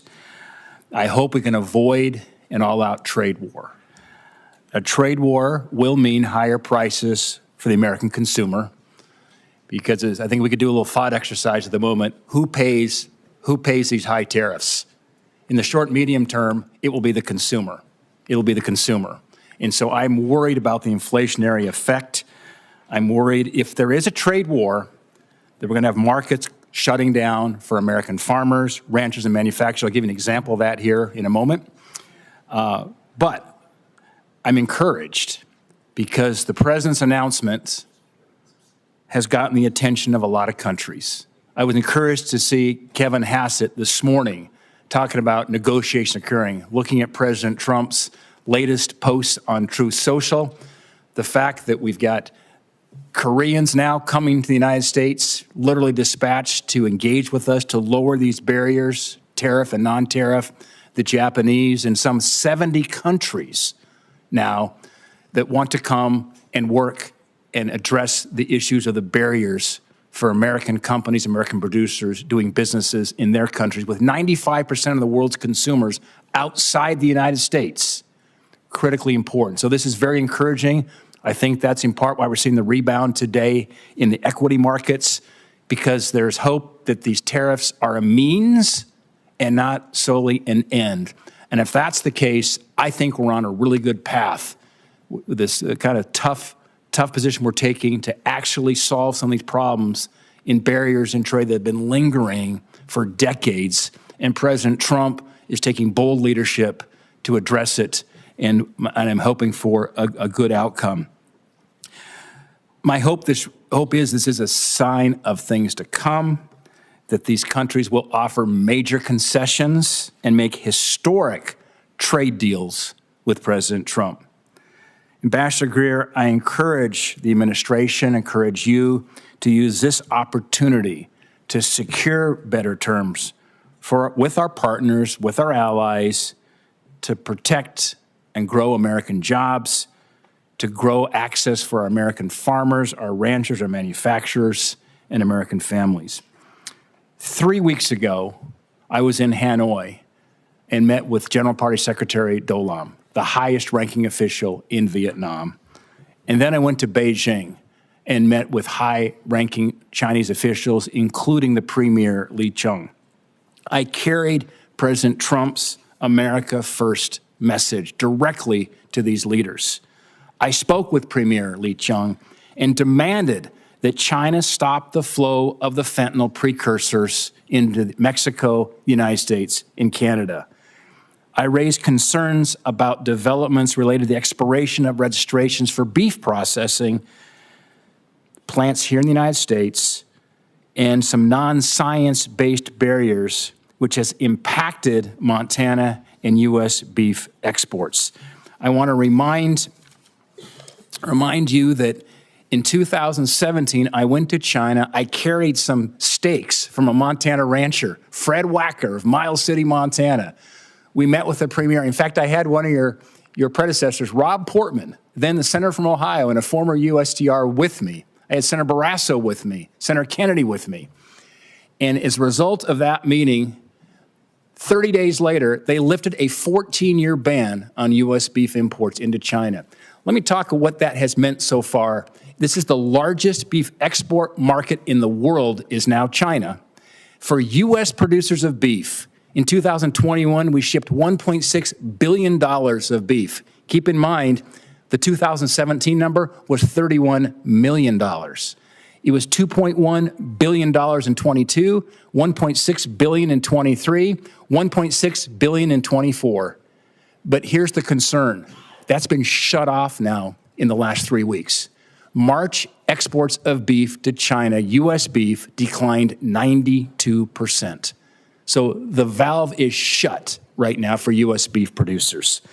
My question is, what can we do to hold China's commitment to U.S. beef and other ag imports, which are so critical right now for U.S. producers? Thank you, Senator, and you've always been a leader on this, and I appreciate that. China, of course, needs to take down their barriers. It's been a persistent challenge with them, and they like to use economic coercion, and they have their own method of doing things. But my hope would be is that they turn back on this course of action. I think President Trump is focused on making sure we have the right program in place, that we're dealing with partners who are going to be respectful and achieve reciprocity with us. And I think a lot of this is going to be up to the Chinese on how forward-leaning they want to be on having fair trade with us. I'm very sensitive to this issue in particular, and I want to make sure we open up beef markets other places too, so we don't have to be dependent on just one market. Yeah. Well, Ambassador Greer, I'm encouraged by the negotiations that are going on as we speak with Japan, with Korea, with some 70 countries who want to now reduce their tariff and non-tariff barriers. This could be absolutely a monumental moment in trade for the United States, and Godspeed. Thank my colleague. Next is Senator Young. Good to have you here, Ambassador Greer. And let me just begin by commending you. You've been very accessible as we've tried to get some clarity on exactly trade policy and where we're headed and how we expect counterparties to move and all the rest. You returned my phone call immediately, and your team's been in touch with mine. And so just that speaks very well of you and the Trump administration, because this is creating some anxiety. This current tariff posture among some of my constituents. On balance, I would say most of my constituents are supportive, and they recognize that some turbulence might be required in order to end up in a better spot and reset trade relations. I think one of the things I'm hearing from constituents back home is that trade retaliation doesn't fall on everyone evenly. It has a different impact on a New York tech firm than it might have on a Hoosier soybean farmer, and I hope that's something that's being factored into your analysis as you think about how foreign countermeasures could impact the American economy generally, and then in terms of particular sectors and parts of the country. So unpacking those trade-offs for the American people, I think is going to be very important moving forward. In Indiana, rural communities and export-driven manufacturers oftentimes feel the consequences, and they feel the consequences first. So, Ambassador Greer, is USTR actively mapping out which sectors and regions are going to bear the brunt of certain retaliatory measures and thinking about contingency plans? So, Senator, thank you for your concern. And I know this is something that we all watch. I watch it very closely. The President watches it. Whenever there's any kind of announcement of proposed retaliation, we look at it very closely. We look at the tariff lines. We look at what might get hit. The good news so far is that most countries have said they're not going to retaliate on this and that they would like to seek to talk to us first, find out more about the program, what they can do to meet our goals, which, as you know, we're dealing with an emergency in terms of manufacturing and our trade deficit. And so that is what most countries have chosen to do. My sense is that if there are some countries that choose to retaliate regardless of our need to address this emergency, our hope and expectation is that countries will do what they've said, which is bring down their tariffs and non-tariff barriers to provide better markets in alternative locations. Well, as I communicate some of the impacts in my state to your office, and as I know you and your team review this, I hope you will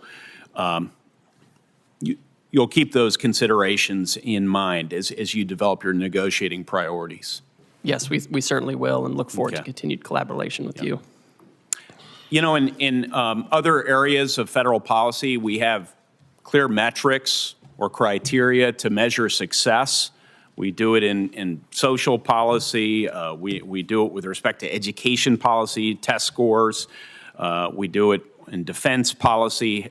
We try and measure readiness and through various metrics. But in trade policy, especially tariffs, we seem to lack a clear set of metrics and a feedback loop. Does USTR have a formal process to evaluate whether these tariffs are actually achieving their goals, whether that's reshoring or market access or reciprocity, some metrics associated with that? I'll let you speak to that, sir. Senator, as we've stated, the underlying basis for this action is the national emergency arising from the trade deficit. President Biden left us with a historically high $1.2 trillion trade deficit, which we understand and know to be driven, at least in large part, by non-reciprocity. And so when we're looking at whether that emergency is abating or being affected, is we're looking at outcomes.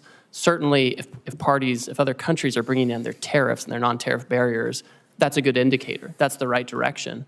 We also want to make sure that the trade deficit is going in the right direction. And that means two things. It means we have better access and we can export more to these other markets, but it also means that they're not using us as a dumping ground for their overproduction or their subsidized products. And so it goes both ways. And so it's a country-by-country analysis. We're looking at it case by case. They come in and talk to us on a country-specific basis where we can articulate to them what their trade barriers are, right? I've got this big book with all the trade barriers, what their non-reciprocal tariff rates are, and what we expect in terms of fair trade. Well, thank you. I'm already over time. It's amazing how quickly we go through this, which is why I really appreciate that direct line to you and your team. I should also mention that we heard from Secretary Bessent to discuss tariffs the other day as well. We'll be in touch. We want to work with you on critical minerals policy, on digital trade policy, and many other areas that I know are your priorities as well, and President Trump's priorities And thank you for your ongoing efforts to bring more clarity to the markets and to our businesses and farmers so that we know exactly what lies ahead. Thank you. Senator Johnson. Thank you, Mr. Ranking Member. Mr. Ambassador, welcome. So you're hearing a fair amount of agreement from the Finance Committee here. First of all, I think there's agreement that we recognize that America's been very generous in opening up our markets. Our trading partners have taken advantage of us. We don't have fair trade. But I think you're also hearing that our constituents rely on trade, and they're going to be harmed by it. So I handed you 10 case studies, and by the way, for the 10 that were willing to go public, probably got another 50 that were concerned if they went public that they may not get the exclusions. Now, I'm somewhat disappointed to hear that the exclusions of some of these things are being ruled out at this point in time. They're very specific situations that I think you ought to consider exclusions for, because I don't often agree with the members on the other side of the aisle, but in many cases here today, particularly when they're expressing concern about small businesses in their states, I'm hoping you're very, and I hope you and the President are very sensitive about companies potentially going bankrupt by these actions. Again, we want fair trade, but I hope you recognize, tariffs are double-edged sword. I would argue a somewhat blunt instrument. A question I have for you, there's no doubt that we have offshored some very crucial products, pharmaceuticals, high-end semiconductors, rare earth minerals. Do you have a list of what those products are that we must, in some way, shape, or form, reshore? Thank you, Senator, and I appreciate the communication we've had, and I've received your letters, and we'll take a close look at those to make sure we're incorporating feedback as we develop the policy.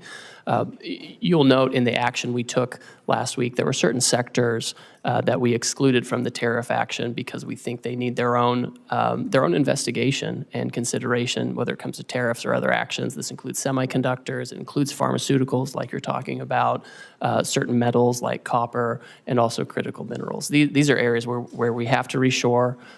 We need to be able to think about the best way to incentivize this. There are things we can do as the executive branch, and there are things that Congress can do, and especially with the tax bill coming up. I think these are the kinds of things where we need to create the right incentives. You're not using tariffs with pharmaceuticals and semiconductors or rare earth minerals.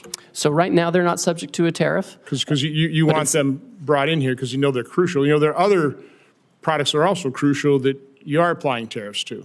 So we are doing investigations right now, and we're considering, with respect to pharmaceuticals and semiconductors, the President's been very clear about this. He said it several times, because tariffs are a tool that can be used to create incentives. What we can't have is the status quo. The status quo has not worked. Do you believe a trade deficit is just per se always bad? I think the situation, what we have, Senator, is a large and persistent trade deficit. In normal economic structures and normal markets, you would have a deficit one year that's, or a surplus one year. But what we have is a structural, persistent and growing deficit. And as a result, offshore some crucial products. That's a big part of it. Yes, but sir. Do you want to onshore, for example, very high labor content products when, by the way, we're pretty low unemployment rate. I mean, when I went to college, 5% was full employment. We're at 4.2. I've been in manufacturing since late 70s. You couldn't hire enough people in manufacturing back then. Situations even got worse. So I would argue that I'm far more concerned about our budget deficit of $2 trillion. And I realize the trade deficit, we have problems with that. But I think our bigger problem is we don't have enough workers. So are you factoring that into your calculation in terms of what you're actually trying to accomplish here? I mean, all for bringing back these crucial products so that we don't have national security issues with the things that we can't manufacture. But again, I don't want to bring back high labor content. Now I want to diversify our supply chain. It's bad to have that all in China, as we saw certainly with PPE, but a diversified supply chain around the world, because I think trade is a win-win situation. It should be. What are your comments on that? So I think when it comes to workers, so first of all, we have about 2 million discouraged workers right?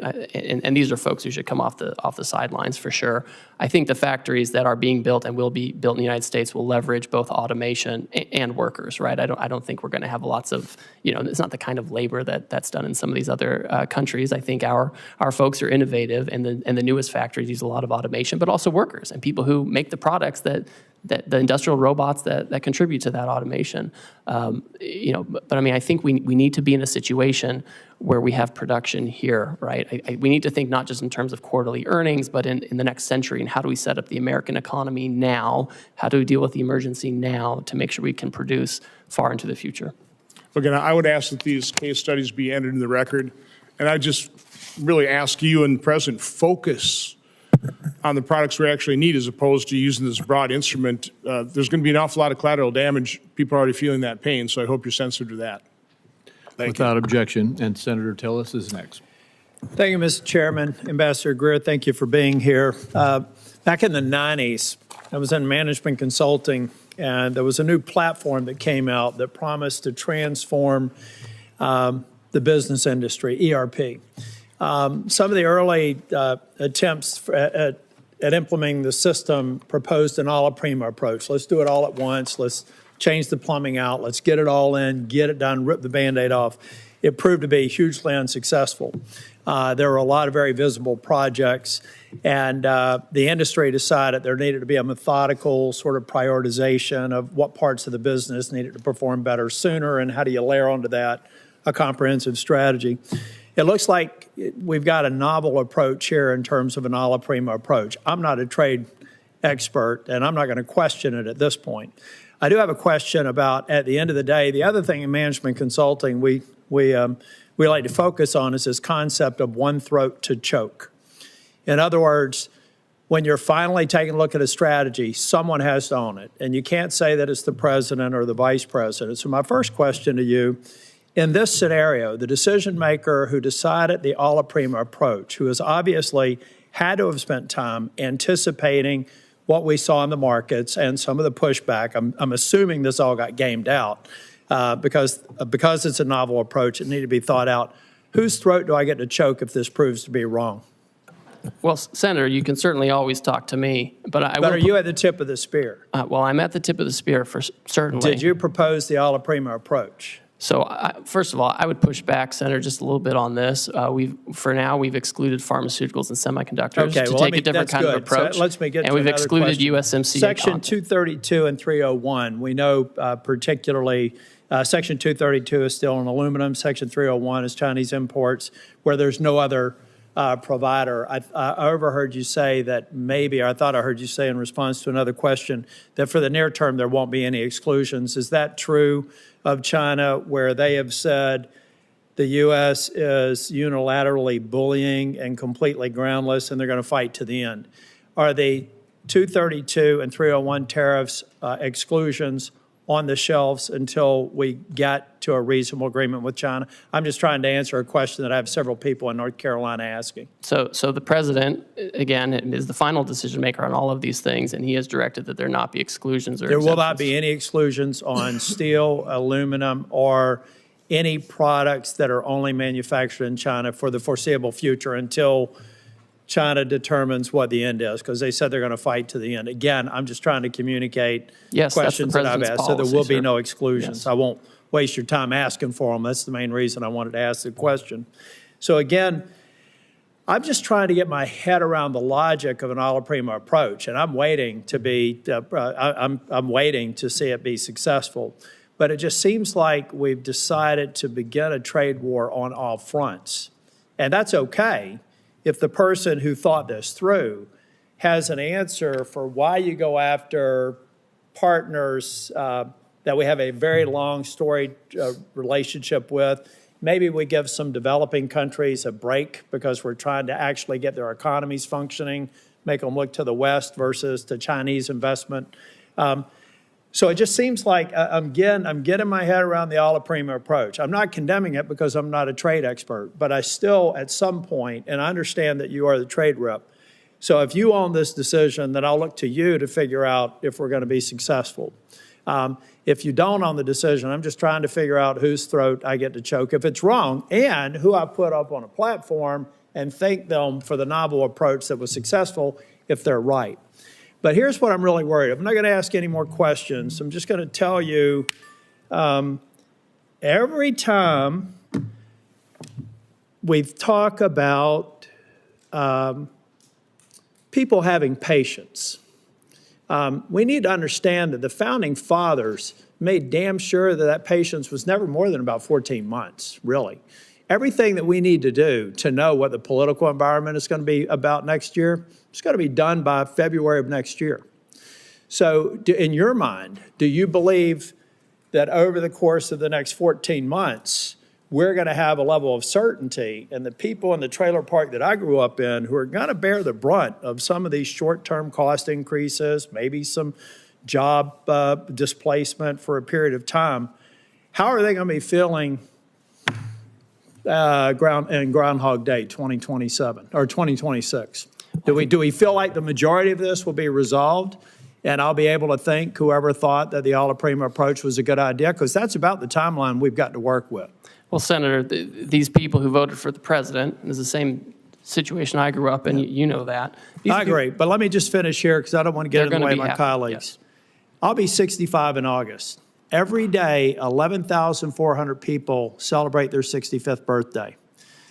That's 4 million a year.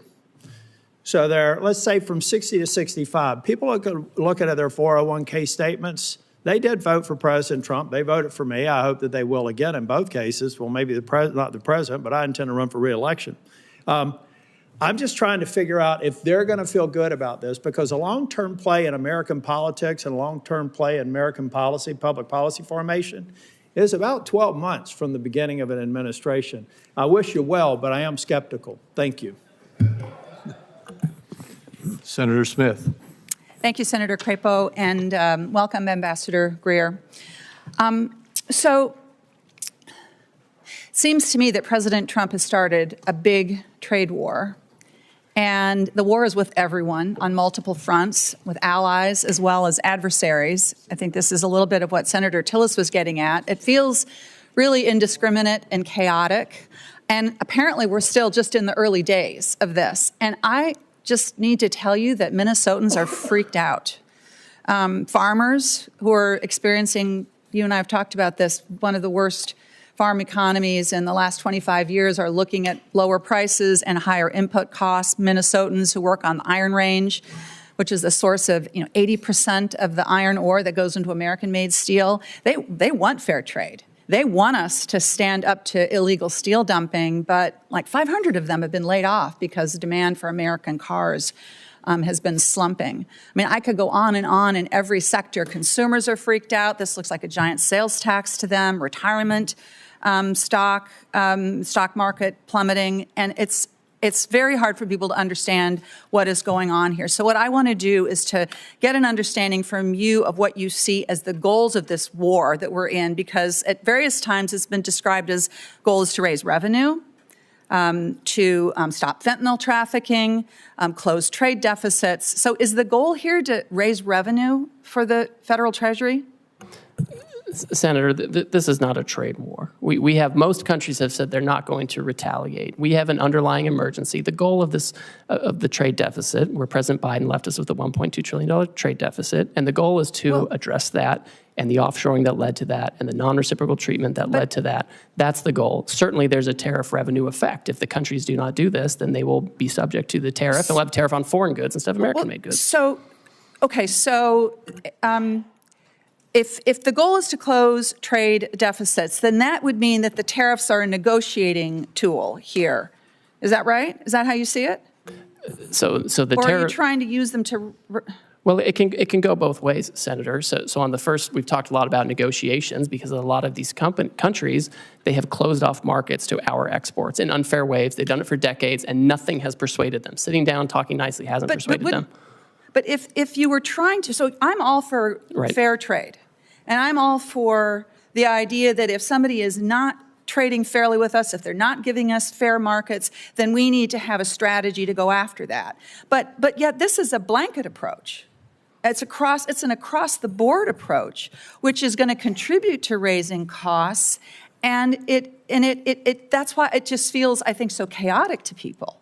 Well, the trade deficit is a global issue. So you can't if you're trying to get the trade deficit, you can't just pick one or two countries and say, we're going to do this and become Swiss cheese. Like that would not be coherent. What's coherent has a global approach to what's a global issue, to take these countries, country by country, figure out how we can address our trade deficit with them and address trade market barriers with them. And that's the right approach. And that's what's happening. That's what the president's directed. But I mean, as Senator Warner was pointing out, I guess it's a floor, you could call it, a 10% tariff, even with countries where we have a trade surplus. And by the way, this formula that the administration used to assign this so-called reciprocal tariff it just seems so arbitrary. I mean, where did that formula come from? It's straightforward and it's common sense. It came from White House economists, and they proposed that looking at a country's trade deficit is a good approximation of the net effect of the unfairness of the higher tariff rates, the higher trade barriers, the unfair trade practices, the dumping, the subsidies, all of that, and that's how you can capture that. Well, so would you adapt that because it's based on 1 year, and of course trade surpluses, deficits can vary quite a bit from year to year. Would your plan be to change it if you get new yearly data? And then that would suggest, I guess, that the tariffs would be in place for a long time. Well, we need to assess. Again, I think it becomes country by country. We have the baseline 10% to make sure there's no arbitraging of different jurisdictions. And all these countries that are subject to the highest rates, most of them have already come to talk to us about how to get it down. I mean, we have to take this step by step. We have to take it country by country to address these issues. The status quo just won't work anymore, and we can't do it piecemeal. I'm not arguing for the status quo, Ambassador. I'm not arguing for the status quo, but I am questioning the rationality of this policy that it's so chaotic, and it seems so arbitrary. And it seems so internally inconsistent because, for example, if your goal is to onshore manufacturing, something that I think many of us on this side of the dais believe strongly that we need to be making things in this country again, but then that would suggest that these tariffs need to be in place for a very long time because what capital wants is consistency and stability and predictability. Yet at the same time, the administration seems to be arguing that we would be, waiving some of these tariffs if we could somehow magically negotiate, 50 new trade agreements with 50 different countries. I know my time is up here. I wanted to ask you a question about trade adjustment assistance, which I will follow up as a question for the record. But again, I think that my constituents are freaking out here, and I understand why. Thank you. Senator Lujan. Thank you, Mr. Chairman. Thanks for holding this hearing. Now, Mr. Greer, it's been less than a week since President Trump started this, what I'll describe as a reckless tariff war. It certainly feels that way. Families are seeing higher costs. Businesses across the country are hurting, and we've seen one of the worst drops in the stock market in over 35 years. Do you believe that there's currently higher costs a week after the president put these tariffs into place? Senator, we haven't yet seen how those costs are going to be allocated between the foreign producers and their importers here. We haven't seen the data on that yet. Do you believe businesses are hurting a week after President Trump put these tariffs into place? I've heard from a lot of businesses. Some of them are excited about the prospects. Some are concerned because they're import dependent instead of U.S. product dependent. So I know there are varying views on this. Let me ask this question, because this one's based completely on fact, on something I think you look at every day. You probably have some of these numbers in your phone that I'm guessing might be in your pocket. Have we seen one of the worst drops in the stock market in over 35 years? We've certainly seen volatility. Have we seen one of the worst drops in the stock market in over 35 years? I think, and Senator Warner talked about this. We'll move on. If you don't want. Well, I know everyone's concerned about Wall Street. I'm just concerned about Main Street and getting these jobs back, Okay, let's talk about Main Street, Mr. Greer. Last time you were here, I asked if President Trump's trade war would hurt New Mexico businesses and families. You dodged my question. You told me, quote, I can't guarantee economic outcomes. When I pressed you, you told me that you want me to, quote, you asked me to, quote, hear from me on what the impacts of these tariffs are. Well, Mr. Greer, I'm here to tell you today New Mexicans are hurting. I understand why you would not guarantee that New Mexicans wouldn't be hurt, because you probably knew what I thought then that we now see today, that this is hurting people back home. Now, I want to ask you the same question again. Yes or no, will President Trump's tariffs harm New Mexican businesses and families? Senator, I just don't think they will. Right now, you have duty-free trade with Canada and Mexico, where they comply with the rules, where they have U.S., Mexican, and American content. I mean, this is designed, and I would hope that being a border state, this is something that you find valuable, and that's what we're trying to do. We're trying to incentivize production in the United States. We want North America to be competitive, and this is. We can't have the status quo. We have to have a situation where we have manufacturing here, where we have foreign market access for our producers, and we want New Mexico families and companies and communities to prosper. Mr. Greer, do you agree with President Trump that families are going to have to feel a little pain? I'm not going to speak for the president. I didn't ask for you to speak for him. I know none of you have the courage to stand up to him. What I'm asking you, Mr. Greer, is do you agree with what the president said about these tariffs in that people are going to have to feel a little pain? That's my question. If we have companies that feel pain because they're adjusting their supply chains, have more American product made by American workers, that's an adjustment we have to make to prepare for the future. We can't keep doing the same thing we always did. And if companies are having trouble adjusting their supply chains, which I'm very sensitive to, this is something that we have to deal with. We can't do nothing for 4 years like we saw under Biden, where there was just nothing going on trade. Let me ask the question a little differently. Yes or no? Do you agree with President Trump when he said families are going to have to feel a little pain? Of course, I agree with the president. Thank you very much. But I expect that the jobs we see for manufacturing is going to far outweigh anything. I'm short on time, sir. So Yes, look, sir. economists are predicting that Trump's trade war is going to cost American families about $4,000 per year. I disagree with your assessment now and agreeing with Donald Trump that families should feel pain. When I asked you about the economic impact of families back home, you said, no, they're going to do great. Things are going to be wonderful. New Mexico should be appreciative of all these things. I guess pain is the kind of relief that you believe that families should be going through. I mean, it is what it is. As I've been saying to my colleagues here, I understand the outcome of this last election. Donald Trump is now the president of the United States. He won the election. My Republican colleagues in the Senate won the election. They control the votes in this chamber. They control the votes in the House. That's why we're seeing these budget resolutions. All I'm saying is own up to what you want to do. You want to do it. Just be honest with the American people about what's going on. I appreciate the time today, Mr. Chairman. I yield back. The same economists who are crying out now were the ones who said we were going to crash the economy, and Trump won. We put tariffs on China, and real median household income went up for Americans by $7,000. Inflation went down, unemployment went down. So we have history showing that we know how to use this. We know how to Mr. use Chairman, these since tools. Mr. Greer went on, I will just follow up again. Then help explain the pain that people are feeling today with your assessment of what Donald Trump said, that families should feel some pain. That's all okay with you all?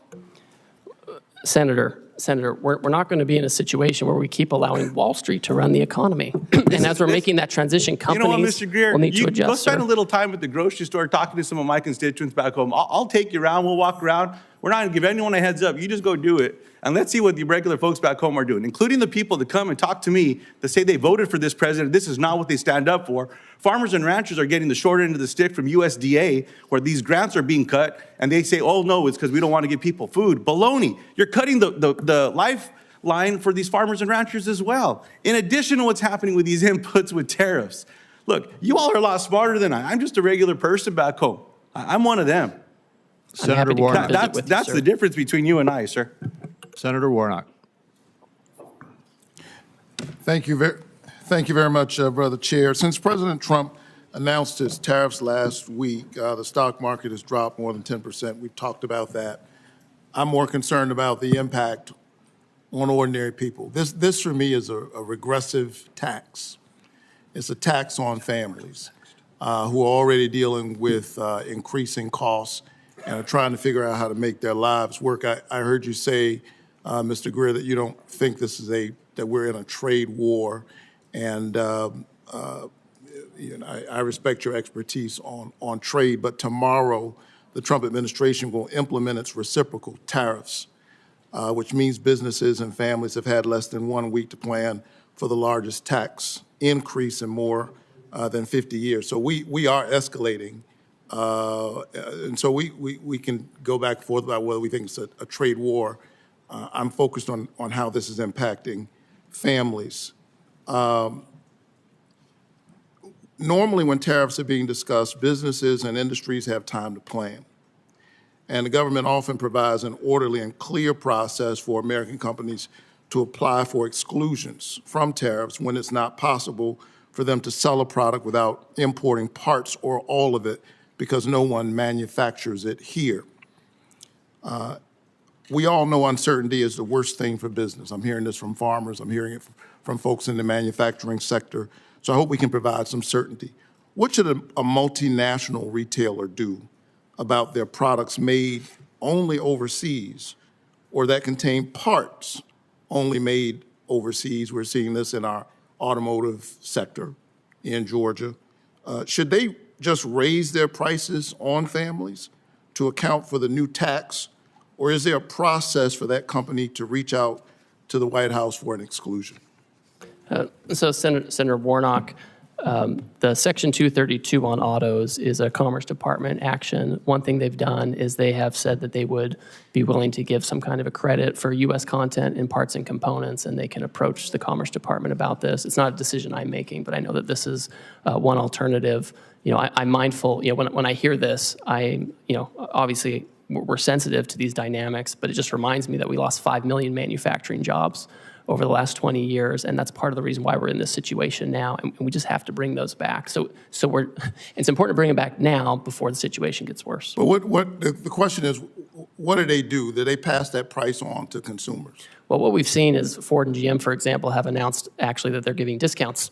That was the big news last week. Last Thursday, they'd be giving discounts going forward. These companies often are going to figure out how they allocate costs among themselves, and it rarely gets down to the consumer in one-for-one basis. So the company might figure it out, I think, Well, they can approach the Commerce Department to talk about the credits. Let me go smaller. Last week, my office met with Angela Hawkins.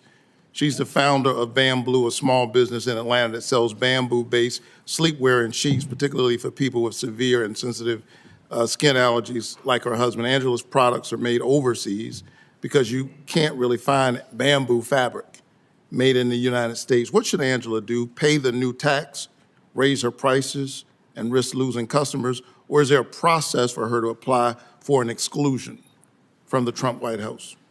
So, Senator, the president has said that in connection with this action, he's not going to have exclusions or exemptions beyond what's in the program already for certain products. So she'll just have to figure it out.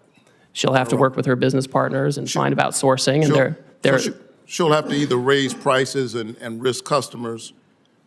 Basically, is the answer, right? Because she can't get bamboo here. It will depend on the tariff rate. Every country has a different rate, and some are much lower than others, and so they're she might even go out of business.